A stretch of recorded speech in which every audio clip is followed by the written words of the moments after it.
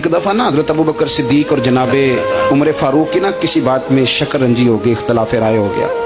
तो जनाब उमर ज़रा डाढ़ी तबीयत के बंदे थे, डांट दिया अबू बकर सिद्दीक को। तो सिद्दीक एक बार नरम बंदे थे, माड़े दा की काम मोहम्मद नस जाना या रोना।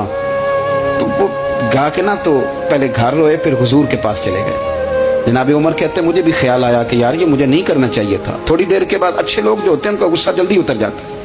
कहते मैंने जाके जनाब सिद्दीक अकबर के दरवाजे पे दस्तक दी तो पता चला वो तो घर ही नहीं। मैं समझ गया, मैं डर गया, मेरी टांगें कांपने लगी। क्यों डर रहे हो उमर? फरमाने लगे इसलिए डर रहा हूँ कि अबू बकर जब अपने घर नहीं होते तो दरवाजा रसूल पे हो।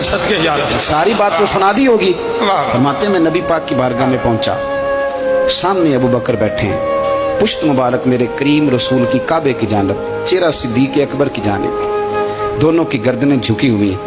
जनाब उमर पाक फरमाते कि मैं बैठा था और सोच रहा था, सलाम ली, जवाब मिला पर